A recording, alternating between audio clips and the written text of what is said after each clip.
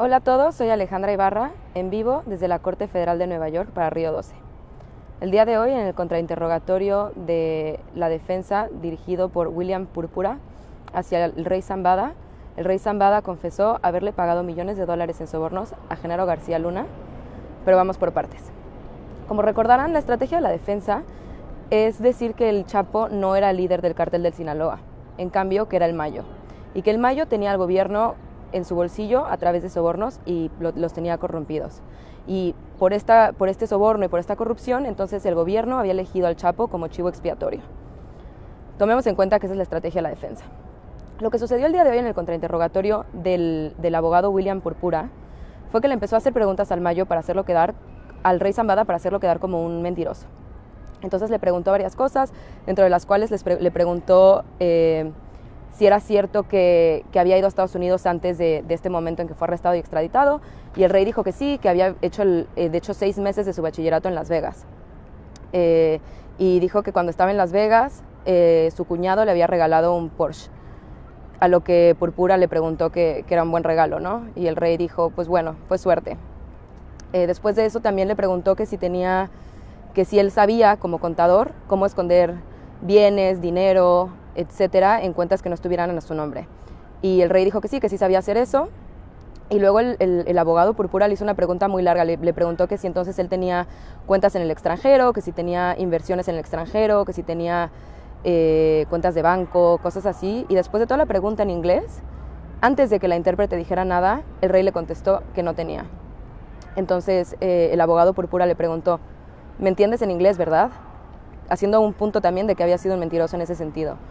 En ese momento el juez interrumpió y le dijo a la intérprete que le preguntara por favor que si entendía inglés, y el rey dijo simplemente que no.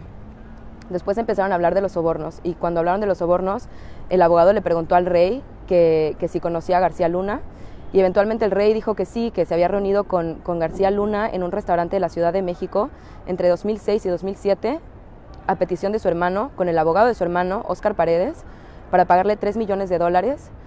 Y estos $3 millones en la primera reunión era para pedirle a García Luna, que en ese momento era director de la AFI, que pusiera a un director de la policía específico en Culiacán, que era un director de la policía que el Mayo tenía comprado. Después le dijo que si se volvió a reunir con García Luna, y le dijo que sí, que se reunió con García Luna en 2007, cuando ya era secretario de Seguridad Pública, y que le habían dado entre 3 y 5 millones de dólares.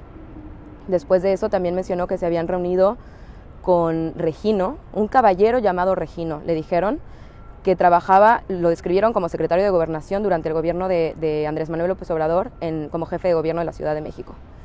También el rey dijo que tenía conocimiento de que Arturo Beltrán Leiva, Héctor Beltrán Leiva, el Indio y la Barbie tenían una cantidad de $50 millones y que habían reunido para darle también a Genaro García Luna para su protección. Dijo que hasta donde él sabía, Genaro García Luna tenía un fuerte compromiso con Arturo Beltrán Leiva.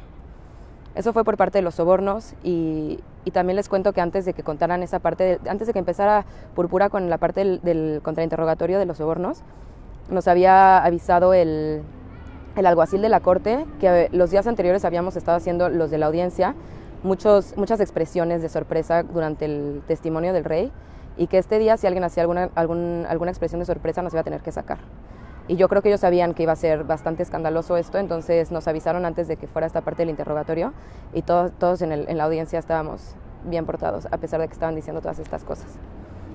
También nos contaron que, bueno, cuando le preguntó le preguntó el abogado Púrpura al rey que cuántas veces se había reunido con la fiscalía y con el gobierno preparando su testimonio, y nos dijo que desde que lo extraditaron hasta poco antes del juicio se habían reunido más de 40 veces.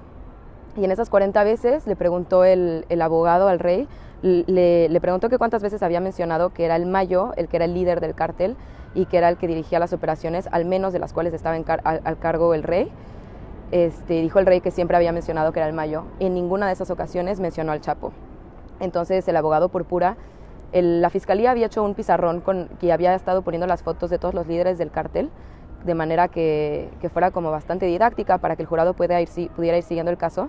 Entonces cuando empezó a hacer estas preguntas, se acercó el abogado a la pizarra donde estaban las fotos y le empezó a preguntar que quién seguía vivo, y le dijo, Amado Carrillo Fuentes, ¿sigue vivo?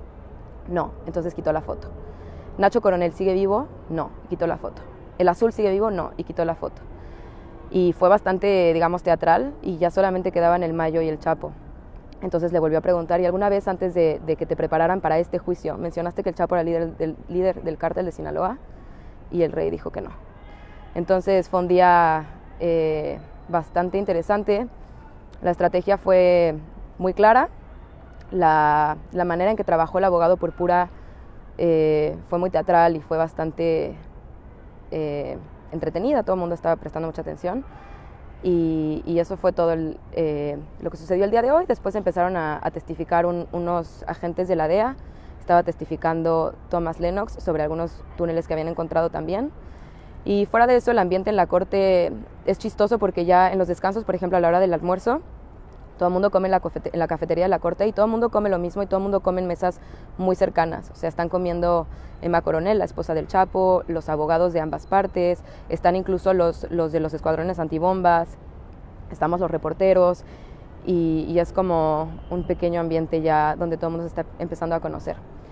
Por el resto de la semana no va a haber procedimientos porque hay un descanso para el Día de Acción de Gracias, durante los cuales se espera que el jurado pueda irlos a celebrar con sus familias. Y por lo pronto eso es todo. Fue un día bastante interesante en este juicio y los mantengo informados de lo que siga. Por lo tanto, en vivo, Alejandra Ibarra para Río 12. Gracias.